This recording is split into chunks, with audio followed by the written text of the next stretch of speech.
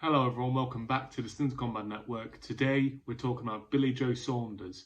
He is returning to boxing and I want to talk about it a little bit, give my views on him as a man and him as a boxer. Now, when you're talking about Billy Joe Saunders, it's a Jekyll and Hyde situation. On one hand, there's the two-weight world champion,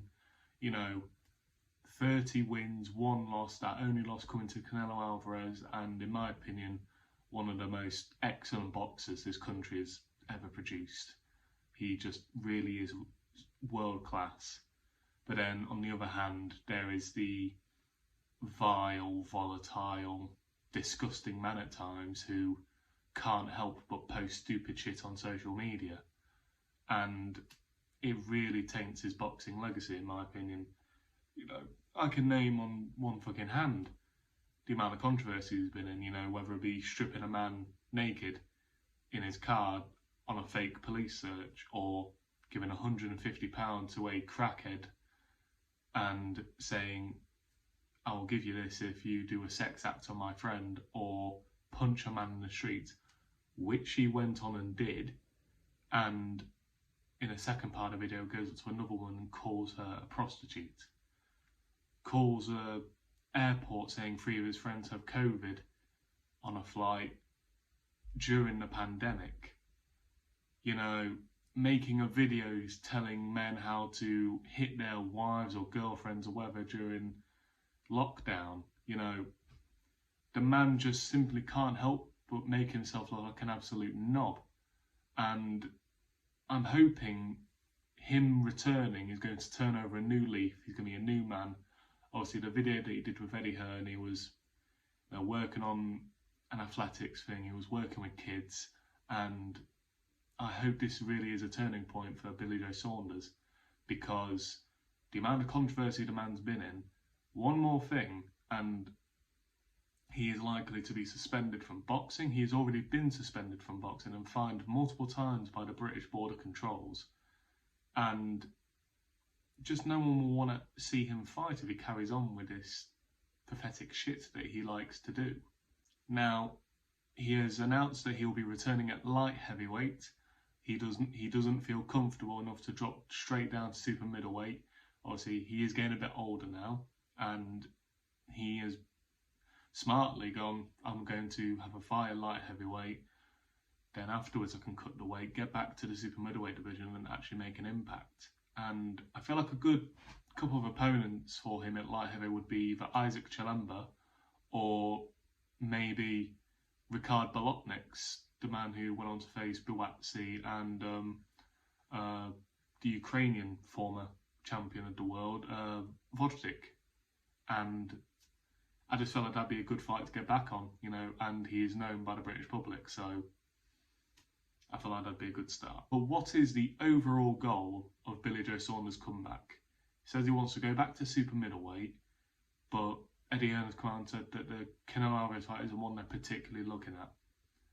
But if he's going back to super middleweight, Canelo holds every belt of that division. Why is he going to go back to that division then if he's not wanting to fight Canelo? I think it's pretty obvious they're going to try and do the Chris Eubank Jr. rematch. They fought a lot of years ago. Billy Joe Saunders won by split decision, and there's been talks for years. Are they going to have another match? Are they not?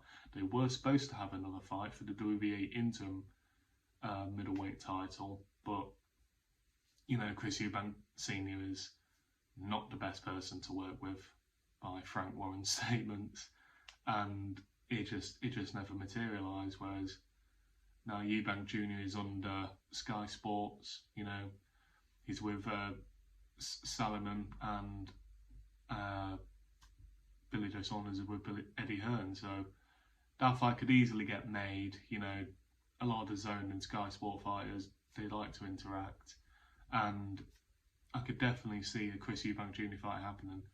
Or would be my early prediction for a Chris Eubank Jr. fight is a different case though, because Chris Eubank Jr. is coming off a career best win against Liam Smith, looked absolutely superb, boxed the living daylights out of him, whereas Billy Joe, obviously his last fight was Canelo Alvarez all the way back in 2021, and was doing really well for himself, and he looked the level with Canelo until he got his face caved in. And it was a great punch from Canelo. Like, you can't deny Canelo had him there, but Billy Joe was really in there in that fight, and he did not look bad at all. The worst thing was the way he criticised Daniel Dubois before for getting on his knee and quitting. Then the exact same thing happens to him, and he has to pull out of the fight. That's the only way he looked bad in that fight. But other than that, on a boxing level, he was there with Canelo. So if they were to go down that route, and if, let's say, he gets to win against Eubank Jr., and they do chase a Canelo fight, it's intriguing, especially as Canelo in his last few fights, I believe, is slowing down a tiny bit. He is now past his peak. So I think a potential rematch is really interesting for the pair of them. One big issue that they're going to run into with that fight is Billy Joe can't really fight in America at the moment. You know, he's the same as Fury. He's the same as anyone who is linked with Daniel Kinahan. Obviously, Daniel Kinahan was a promoter, you know, he worked sort of like an agent for some of these fighters, helped secure big fights. He was one of the main reasons why Fury and Joshua nearly happened, but then he got outed as a crime boss, and anyone associated with him has been exiled out of America, basically. Obviously, Tyson Fury has not fought there since the Deontay Wilder fights. The reason Jake Paul, Tommy didn't happen the first time was because Tommy couldn't get to America. And now Billy Joe, if he wants that Canelo fight, it's either going to have to be in Mexico, or he's going to have to try and entice Canelo to fight in England or Saudi Arabia. It has to be either neutral ground or back home.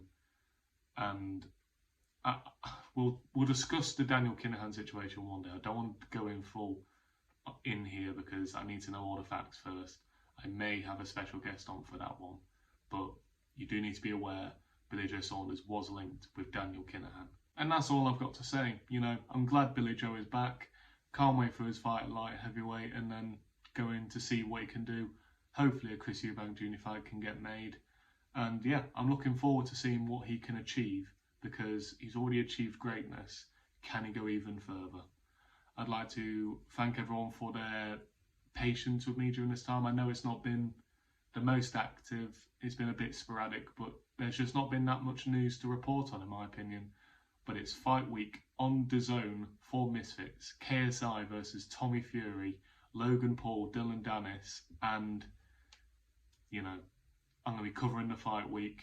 I'm going to do a full card prediction. You hear that right. I'm going to predict every fight on that card, and I'm probably going to get a lot wrong. My track record is not the best, and I'm going to have some fun with it. That's what you got to do with this crossover stuff. You have to have fun with it. You can't take it seriously, or you're going to wound up fucking pissed off about it in the standard.